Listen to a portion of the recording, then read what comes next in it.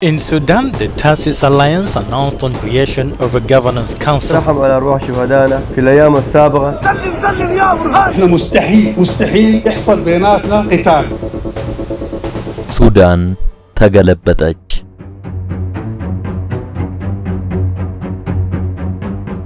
ጎረቤት ሀገር ሱዳን ዛሬ የምትገኝበት ታሪካዊ መታጠፊያ ሀገሪቱ ካለፉት 6 አስርታት በላይ ከተጓዘችበት የአምባገነንነትና የግጭት ጉዞ ፈጽሞ የተለየና እጅግ ውስብስብ የሚባል የታሪክ ምዕራፍ ነው። በተጨባጭ እየታየ እንዳለውም የሱዳን ወቅታዊ ፖለቲካና ወታደራዊ ቀውስ ሀገሪቱን ከገደል አፋፍ አድርሷታል። ይህ ጥልቅ ቀውስ ግን የተለመዱ ግጭቶች መልክ ሳይሆን ለ3 አስርታት ያህል ሀገርን ጠቅልሎ የያዘው አምባገነን መዋቅር የመፈራረሱ ውጤት ነው። ሱዳን አሁን ያለችበት ሁኔታ በሁለት ወታደራዊ ኃይሎች መካከል የሚደረግ የስልጣን ሽሚያ ብቻ ተደርጎ ሊወሰድ አይገባውም። ይልቁንም ለዘመናት የቆየውና በጥቂት ልሂቃን ቁጥጥር ስር የነበረው በፈረንጅኛው ካፕቸርድ ስቴት ተብሎ የሚታወቀውን ስርዓት በዜጎች እኩልነትና በሲቪል ሉዓላዊነት በሚመራ አዲስ ስርዓት የመተካት ሂደቱ ወሳኝ ምዕራፍ ነው ቢባል ይገልጸዋል። ይህ ታሪካዊ ሽግግር በውስጡ እጅግ ተስፋ ሰጪ ዕድሎችንና እጅግ አስፈሪ ስጋቶችን አዝሎ ይገኛል። በአንድ በኩል ጦርነቱ ያስከተለው ውድመትና ሰብአዊ ቀውስ የሀገሪቱን ህልውና ሲፈታተን፣ በሌላ በኩል ደግሞ እንደ ታሲስ ያሉ የሲቪል ኃይሎች ጦርነቱን ወደ ዘላቂ ሰላምና ዴሞክራሲያዊ ስርዓት ለመቀየር የሚያደርጉት ዲፕሎማሲያዊ ግብግብ ሱዳን ዳግም የምትወለድበትን ብርሃን እየፈነጠቀ ነው። رحم على أرواح شهدائنا في الأيام السابقة። የዛሬው የሳሎን ተረካችንም በሱዳን ምድር እየታየ ያለውን መዋቅራዊ ለውጥ በጥልቀት ከመመርመር አንስቶ ጦርነቱን የማስቆም ስትራቴጂ ከወታደራዊ ድል ይልቅ በፖለቲካዊ የበላይነት ላይ እንዴት ሊመሰረት እንደሚችል በዝርዝር የሚያትት ነው። በተጨማሪም በሀገሪቱ የኃይል ሚዛን ውስጥ አሁን የተፈጠረው የሲቪል ኃይል እንደ ሶስተኛ የኃይል ሚዛን የመውጣቱ አስፈላጊነት፣ ወታደራዊ ተቋማት ከፖለቲካው ዓለም ወጥተው ለሲቪል አስተዳደሩ ተገዢ የሚሆኑበት የሪፎርም ጉዞ፣ እንዲሁም ለዘመናት የቆየው የሀብትና የስልጣን ክፍፍል ኢፍትሃዊነት የሚወገድበት የአዲሲቷ ሱዳን ራዕይም የጥንቅራችን ማዕከላዊ ነጥብ ነው። ውድ ሳሎናውያን፣ ይህን ጥንቅር እስከ መጨረሻው ከተከታተላችሁ ሱዳን አሁን ያለችበትን የመስቀለኛ መንገድ እውነታ ከመረዳትም በላይ ለቀጣናው ሰላምና መረጋጋት ወሳኝ ስለሆነው አዲሱ የሲቪል ሉዓላዊነት ትግል ምንነት ጠቃሚ መረጃም የምታገኙበት ይሆናል። መልካም ቆይታ።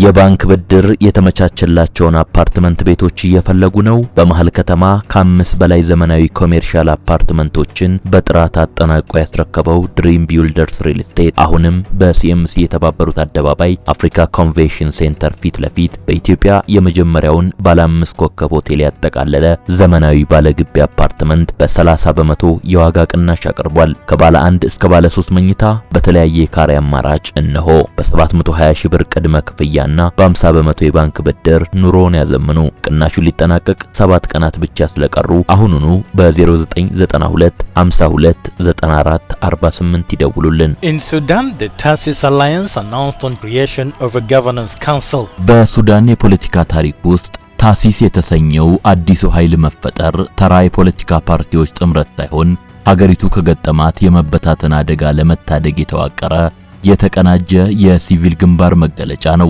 ይህ ስብስብ ከቀላል ስብስብነት ወጥቶ ወደ አማራጭ መንግስታዊ ግንባርነት የተሸጋገረበትን ሂደት ስንመለከት በውስጡ የያዛቸው አካላት ስብጥርና የተከተለው መዋቅራዊ ቅርጽ ለዚህ ሽግግር ዋነኛ ምክንያት መሆኑን እንረዳለን። ታሲስ በዋነኝነት የተመሰረተው በአውሮፓውያኑ 2019 የሱዳን ህዝባዊ አብዮትን የመሩና የቀድሞውን የኦመር አልበሽር አገዛዝ የጣሉ የሲቪል ኃይሎችን፣ የሙያ ማህበራትንና የሰላማዊ ተቃውሞ አስተባባሪ ኮሚቴዎችን በአንድ ማዕቀፍ ውስጥ በማስተባሰብ ነው። ይህም ጥምረቱን በሱዳን ማህበረሰብ ውስጥ ትልቅ መሰረትና ሰፊ ተቀባይነት እንዲኖረው አስችሎታል። የታሲስ ምንነት ከሌሎች ፖለቲካዊ ስብስቦች የሚለየው ራሱን እንደ አንድ ጥላ መንግስት ወይም አማራጭ የሲቪል ኃይል አድርጎ በማቅረቡ ነው። ጦርነቱ በሱዳን መደበኛ የመንግስት ተቋማት ላይ ከፍተኛ ውድመትና ሽባነትን ባስከተለበት ወቅት ታሲስ ይህንን የስልጣንና የአስተዳደር ክፍተት ለመሙላት የሚያስችል ድርጅታዊ ቁመና ይዞ ብቅ ብሏል። ጥምረቱ በውስጡ የቴክኖክራቶችን ዕውቀትና የፖለቲካ መሪዎችን ስትራቴጂ በማቀናጀት በዓለም አቀፍ መድረኮች ላይ የሱዳን ህዝብ ብቸኛ ህጋዊ ተወካይ ሆኖ ለመታየት ችሏል። በተለይም የቀድሞ ጠቅላይ ሚኒስትር አብደላ ሐምዶክ የዚህ ግንባር መሪ መደረጋቸው ስብስቡ በዓለም አቀፉ ማህበረሰብ ዘንድ እንደ ግለሰብም ሆነ እንደ ተቋም የነበረውን አመኔታ ወደ ላቀ ደረጃ አሸጋግሮታል። አብደላ ሐምዶክ በሽግግሩ ወቅት የነበራቸው ልምድና ያላቸው ዓለም አቀፍ ተሰሚነት ታሲስን ከተራ ተቃዋሚ ስብስብነት አውጥቶ ከጦርነቱ በኋላ ሱዳንን ለመረከብ ዝግጁ የሆነ ተጠባባቂ መንግስት አስመስሎታል።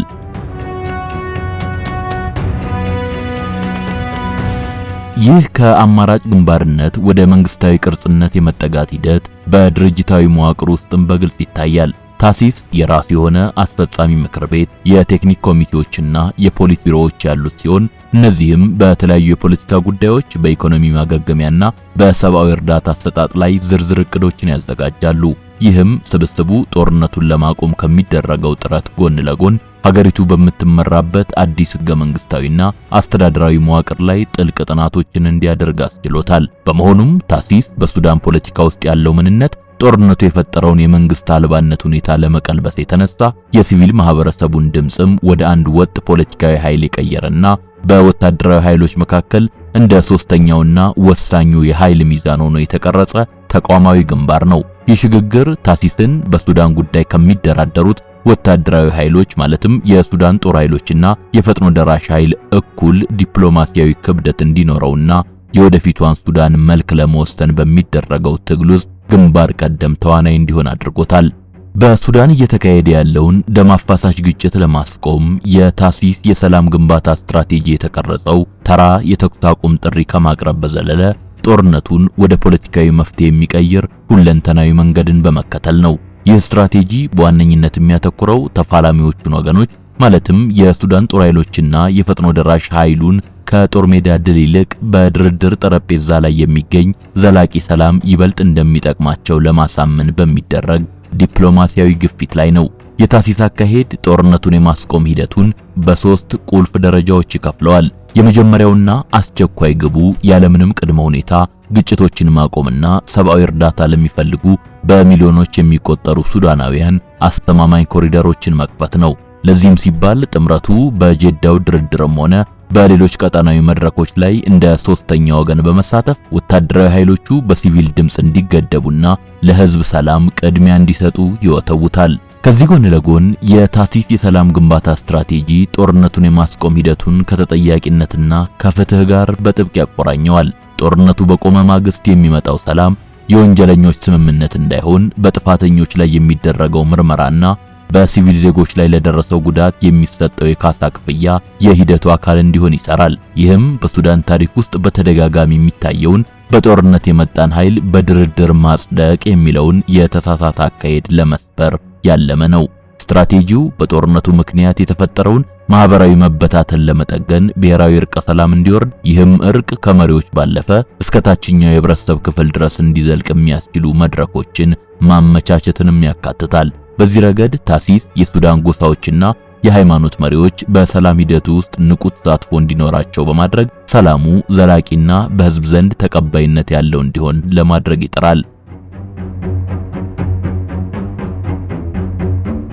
በመጨረሻም ይህ ስትራቴጂ ጦርነቱን የማስቆም ተልዕኮውን ከሀገሪቱ የሉዓላዊነት ጥያቄ ጋር ያገናኘዋል። በሱዳን ጦርነት ውስጥ የውጭ ኃይሎች ጣልቃ ገብነትና የቀጠናው ጂኦፖለቲካዊ ፍላጎቶች ግጭቱን እንዳያራዝሙት ታሲስ ወጥ የሆነ የሲቪል ድምጽ በመሆን ዓለም አቀፍ ጫናዎችን ያስተባብራል። ይህም ማለት ጦርነቱ እንዲቆም የሚደረገው ግፊት ከውስጥ ብቻ ሳይሆን ከውጭ የሚመጣውን የጦር መሳሪያና የገንዘብ ድጋፍ ለማድረቅ ጭምር የታለመ ነው። በአጠቃላይ የታሲስ የሰላም ግንባታ ስትራቴጂ ግጭቱን የማስቆም፣ ሰብአዊ ቀውሱን የመታደግና ሱዳንን ወደ ፖለቲካዊ መረጋጋት የመመለስ የተቀናጀ ራዕይ ሲሆን ይህም ሂደት ወታደራዊ ኃይሎቹ ለሲቪል አስተዳደር እጅ እንዲሰጡ የሚያደርግ የሞራልና የፖለቲካ የበላይነትን የተላበሰ ነው። የሲቪል ሉዓላዊነትን የማረጋገጥና ወታደራዊ ተቋማትን የማሻሻል ግብ የታሲስ ስትራቴጂያዊ ማዕከል ሲሆን ይህም በሱዳን ፖለቲካ ውስጥ ለዘመናት የቆየውን የወታደራዊ ኃይሎች የበላይነት ለአንዴና ለመጨረሻ ጊዜ ለመቀየር ያለመ ነው። ይህ ስትራቴጂ የሚመነጨው ያለ ሲቪል አስተዳደር እውነተኛ ዲሞክራሲ ሊኖር አይችልም ከሚል ጽኑ እምነት ሲሆን ዋነኛ ትኩረቱም ወታደራዊ ተቋማት ከፖለቲካዊና ኢኮኖሚያዊ እንቅስቃሴዎች ወጥተው ለህገ መንግስታዊ ስርዓቱ ተገዢ የሚሆኑበትን መዋቅር መዘርጋት ነው። ታሲስ በዚህ ረገድ የሚያራምደው ሐሳብ ጦርነቱ ካበቃ በኋላ የሚመሰረተው አስተዳደር በምንም አይነት መልኩ በወታደራዊና በሲቪል ኃይሎች መካከል የሚደረግ የስልጣን ክፍፍል ሳይሆን ሙሉ በሙሉ በሲቪል መሪዎች የሚመራና ወታደራዊው ክፍል የሀገር መከላከያ ድርሻውን ብቻ የሚወጣበት ስርዓት እንዲሆን ነው። የዚህ ግብ ወሳኝ አካል የሆነው የጸጥታ ዘርፍ ሪፎርምም በሱዳን ያሉትን የተለያዩ ታጣቂ ኃይሎች በተለይም የሱዳን ጦር ኃይሎችንና የፈጥኖ ደራሽ ኃይሉን ወደ አንድ ወጥ ፕሮፌሽናልና ብሔራዊ የመከላከያ ሰራዊት የማቀላቀል ሂደት ነው። ታሲስ ይህንን ሂደት እንደ ቴክኒካዊ ጉዳይ ብቻ ሳይሆን እንደ ትልቅ ፖለቲካዊ ስምምነት ይወስደዋል። ዓላማውም ማንኛውም የጦር መሳሪያ የታጠቀ ኃይል ከሕግ በላይ ሆኖ መንግስትን እንዳያግት ወይም በሲቪል ዜጎች ላይ ጫና እንዳይፈጥር መከላከል ነው። ይህም ወታደራዊ ተቋማቱ ያላቸውን ግዙፍ የኢኮኖሚ ኢምፓየርና የንግድ ድርጅቶች ወደ ሲቪል መንግስቱ ቁጥጥር ስር ማዘዋወርን ያካትታል። ምክንያቱም የወታደራዊ ክፍሉ የፋይናንስ ነጻነት እስካልተገደበ ድረስ ለሲቪል አስተዳደሩ ያለው ተገዥነት ሙሉ ሊሆን እንደማይችል ጥምረቱ በጽኑ ስለተገነዘበ ነው። በተጨማሪም የሲቪል ሉዓላዊነትን የማረጋገጥ ዓላማው የሱዳን የፍትህና የደህንነት ተቋማት ከፓርቲና ከግለሰብ ታማኝነት ወጥተው ለሀገርና ለሕግ ብቻ የሚቆሙበትን ስርዓት መፍጠርን ይጨምራል። ይህ ማለት የደህንነት መዋቅሩ የዜጎችን መብት የሚያከብርና የፖለቲካ ተቃዋሚዎችን ለማሳደድ የማይውል እንዲሆን ማስተካከል ነው። ታሲስ ይህንን መዋቅራዊ ለውጥ ለማምጣት ዓለም አቀፍ ድጋፍንና የሕግ ባለሙያዎችን ዕውቀት በመጠቀም ሱዳን ከወታደራዊ አምባገነንነት ወደ ተረጋጋ የሲቪል ዲሞክራሲ የምታደርገውን ሽግግር የሚያረጋግጥ ጠንካራ ተቋማዊ መሰረት ለመጣል ይሰራል። በአጠቃላይ ይህ ግብ የወደፊቷ ሱዳን በጠመንጃ ኃይል ሳይሆን በሕዝብ ይሁንታና በሕግ የበላይነት የምትመራ ሀገር እንድትሆን ዋስትና የሚሰጥ የትግል ምሰሶ ነው።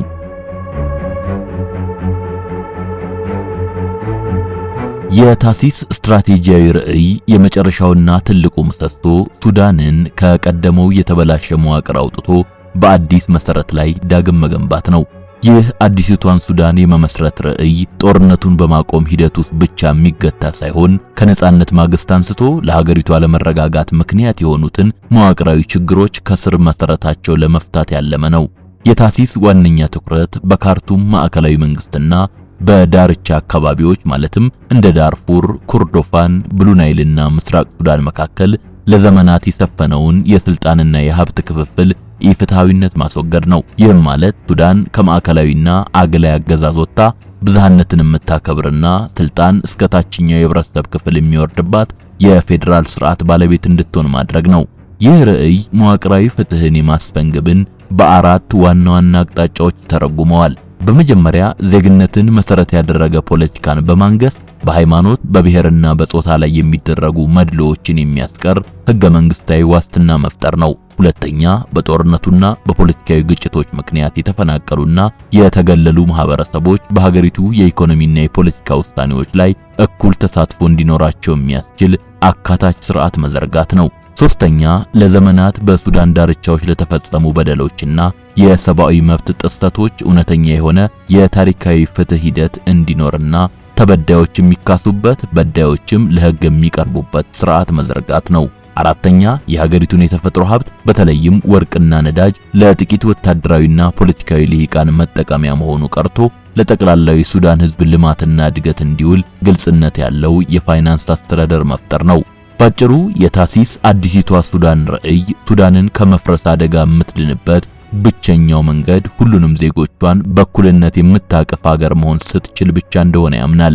ይህ ርዕይ ጥምረቱን ከሌሎች ፖለቲካዊ ስብስቦች የሚለየው ጦርነቱን እንደ አንድ አጋጣሚ በመጠቀም የቆየውንና ለጦርነት መንስኤ የሆነውን አግላይ ስርዓት በአዲስና ዴሞክራሲያዊ ማህበራዊ ቃል ኪዳን ለመተካት በመነሳቱ ነው። ይህ ሂደት ስኬታማ እንዲሆን ታሲስ ከተለያዩ የሱዳን ጎሳዎች፣ የወጣቶች ንቅናቄዎችና የሴቶች ማህበራት ጋር በመሆን የወደፊቷን ሱዳን መልክ የመቅረጽ ታሪካዊ ኃላፊነትን ተሸክሞም ይገኛል። የሱዳን ፖለቲካዊ ቀውስ መሰረታዊ ምንጭን ስንመረምር ለ3 አስርታት ያህል የዘለቀውና በኦማር አልበሺር ይመራ የነበረው ስርዓት ጥሎት ያለፈው የሀገር መጠቅለል ወይም ስቴት ካፕቸር ችግር ዋነኛው ተጠቃሽ ነው። ይህ ጽንሰ ሐሳብ በሱዳን ነባራዊ ሁኔታ ሲገለጽ የመንግስት ተቋማት ለህዝብ አገልግሎትና ለሀገር ግንባታ ከመዋል ይልቅ የአንድን ቡድን ወይም የጥቂት ወታደራዊና ፖለቲካዊ ልሂቃንን የስልጣን ዕድሜ ለማራዘምና የግል ጥቅምን ለማካበት መሳሪያ ሆነው የቆዩበትን ሂደት ያሳያል። በዚህ መዋቅር ውስጥ የመንግስት የጸጥታ ተቋማት፣ የፍትህ ስርዓቱ፣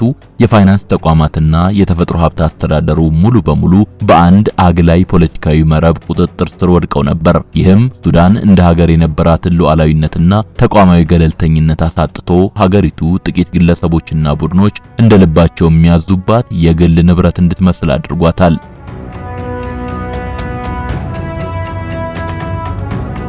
የዚህ የሀገር መጠቅለል ወይም ስቴት ካፕቸር ችግር ትልቁ መገለጫ የሀገሪቱን ኢኮኖሚና ወታደራዊ ኃይልን ያቆራኘ በመንግስት ውስጥ ያለ መንግስት ወይም ዲፕ ስቴት መፈጠር ነው። በወቅቱ የነበረው አገዛዝ በሀገሪቱ የሚገኙትን ወሳኝ የገቢ ምንጮች በተለይም የወርቅ ማዕድን፣ የነዳጅ ንግድና ግዙፍ የግብርና ፕሮጀክቶችን በወታደራዊና በደህንነት ተቋማት ቁጥጥር ስር እንዲውሉ አድርጓል። ይህም ወታደራዊው ክፍል የራሱን ግዙፍ የኢኮኖሚ ኢምፓየር እንዲገነባና ከማንኛውም የሲቪል ቁጥጥርና የኦዲት አሰራር ነፃ እንዲሆን እድል ሰጥቶታል።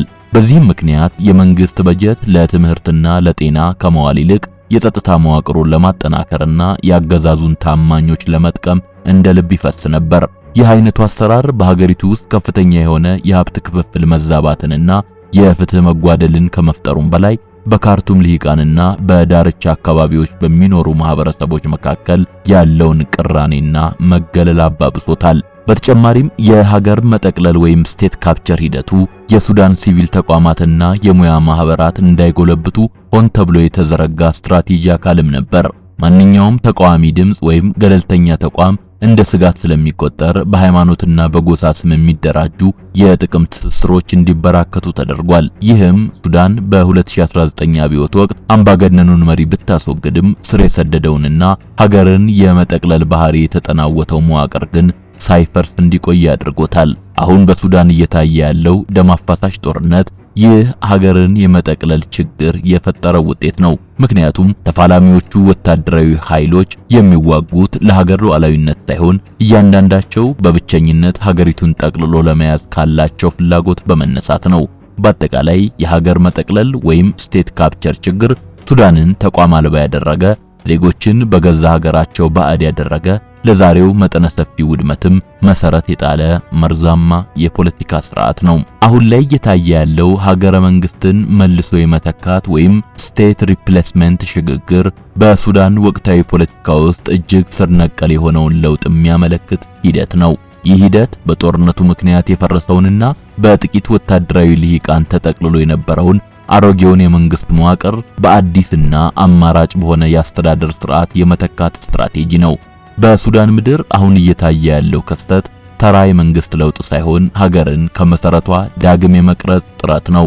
ጦርነቱ በካርቱምና በሌሎች ዋና ዋና ከተሞች የነበሩትን መደበኛ የመንግስት መስሪያ ቤቶች፣ የፍትህ አካላትና የጸጥታ መዋቅሮች ሙሉ በሙሉ ሽባ ስላደረጋቸው በሀገሪቱ ውስጥ ትልቅ የአስተዳደር ክፍተት ተፈጥሯል። ይህንን ባዶነት ለመሙላት የሚደረገው ጥረት ነው እንግዲህ ሀገረ መንግስትን መልሶ የመተካት ሂደት ተብሎ የሚጠራው።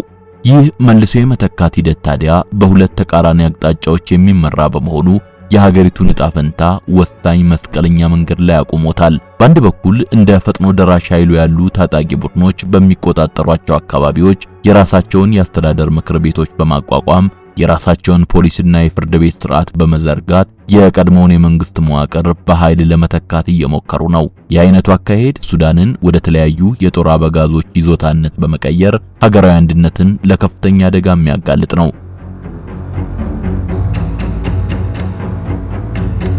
በሌላ በኩል ደግሞ የታሲስና መሰል የሲቪል ኃይሎች ይህንን የመንግስት አልባነት ሁኔታ እንደ አጋጣሚ በመጠቀም ሱዳንን በአዲስና አካታች በሆነ የሲቪል አስተዳደር ለመተካት ይሰራሉ። ለነዚህ ኃይሎች መተካት ማለት የድሮውን አግላይና በሙስና የተበከለ ስርዓት ጠግኖ መመለስ ሳይሆን በህዝብ ይሁንታ ላይ የተመሰረተና የህግ የበላይነት የሚከበርበት አዲስ መንግስታዊ ተቋም ከመሰረቱ መገንባት ነው። ይህ ሀገረ መንግስትን ለመተካት የሚደረገው ሽግግር ስኬታማ የሚሆነው ሂደቱ የጦር መሳሪያ ካላቸው ኃይሎች ተጽዕኖ ነፃ ሆኖ በሲቪል ማህበረሰቡ ቁጥጥር ስር ሲወድቅ ብቻ ነው። ታሲስ በዚህ ረገድ ትልቅ ሚና የሚጫወተው በጦርነቱ ምክንያት የተበታተኑትን ሲቪል ተቋማትና የሙያ ማህበራት በማስተባበር ጦርነቱ ሲቆም በቀጥታ ወደ ስራ ሊገቡ የሚችሉ አማራጭ የአስተዳደር እቅዶችን በማዘጋጀት ነው። ይህ ስትራቴጂ ሱዳን ካለችበት የመጠቅለል ግርሻ ወጥታ ሉዓላዊነቷ የተከበረና ለዜጎቿ የምትመች ሀገር እንድትሆን የሚያስችላት የታሪክ አጋጣሚ ነው። የሽግግሩን አስፈላጊነትና አደገኝነት ስንመረምር ሱዳን በታሪኳ አይታው የማታውቀው እጅግ ወሳኝ አስፈሪ የታሪክ ምዕራፍ ላይ መገኘቷን በመረዳትም ጭምር ነው። ይህ ከሀገር መጠቅለል ወይም ስቴት ካፕቸር ወደ መተካት ወይም ስቴት ሪፕሌስመንት የሚደረገው ጉዞ አስፈላጊነቱ የሚመነጨውም ሱዳን የቆየችበት አሮጌው ስርዓት ለህዝቡ ሰላምን፣ እኩልነትና ልማትን ማምጣት ባለመቻሉና አሁን ላለው መጠነ ሰፊ ውድመት መንስኤ በመሆኑ ነው። ሀገርን ከመሰረቱ የመተካቱ ሂደት አስፈላጊ የሚሆነውም የፈረሱትን ተቋማት በነበሩበት መልኩ መልሶ ለማቋቋም መሞከር የድሮን ስህተትና የግጭት መንስኤ ዳግመኛ መጋበዝ ስለሚሆን ነው። በመሆኑም ታሲስና መሰል የሲቪል ኃይሎች የሚመሩት ሽግግር ሱዳን ለዘመናት የታሰረችበትን የአምባገነንነትና የሙስና ሰንሰለት ሰብራ ብዝሃነትን የምታከብርና በሲቪል ሉዓላዊነት የምትመራ አዲስ ሀገር ለመፍጠር እንደ ብቸኛ አማራጭና ወሳኝ የታሪክ አጋጣሚ የሚወሰድ ነው።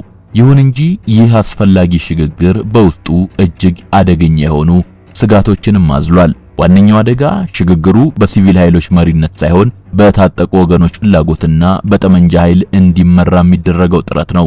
ተፋላሚዎቹ ወታደራዊ ወገኖች እያንዳንዳቸው ሀገሪቱን በራሳቸው መንገድ ለመተካትና ለመቅረጽ የሚያደርጉት ትግል ሱዳንን ወደ ባሰ የመበታተንና የጎሳ ግጭት አዘቅት ውስጥ ሊከታት ይችላል። በተለይም በተለያዩ የሀገሪቱ ክፍሎች የሚታዩት አማራጭና ተገዳዳሪ የአስተዳደር መዋቅሮች ሱዳንን ወደ ተከፋፈለች የጦር አበጋዞች ግዛት የመቀየር አደጋ አላቸው። በተጨማሪም ይህ የመተካት ሂደት በዓለም አቀፍና በቀጠናዊ ኃይሎች ጣልቃ ገብነት ከተተበተበ የሱዳን ሕዝብ የራሱን ዕድል በራሱ የመወሰን መብቱን ተነጥቆ ሀገሪቱ የሌሎች ኃይሎች የፍላጎት መጋጠሚያ ልትሆን ትችላለች። በመጨረሻም የሽግግሩ አደገኝነት የሚገለጸው በሂደቱ ውስጥ ሊፈጠር በሚችለው ፖለቲካዊ ክፍተት ነው። የሲቪል ጥምረቱ በራሱ ውስጥ ያለውን ልዩነት ማጥበብ ካልቻለና ሁሉንም የማህበረሰብ ክፍሎች ያሳተፈ አማራጭ ማቅረብ ካልቻለ በጦርነትና በረሃብ የዛለው ህዝብ በሽግግሩ ላይ ያለው ተስፋ ሊመክን ይችላል። ይህም አክራሪ ኃይሎችና የቀድሞ ስርዓት ናፋቂዎች ክፍተቱን ተጠቅመው ዳግም እንዲያንሰራሩ እድል ይሰጣቸዋል።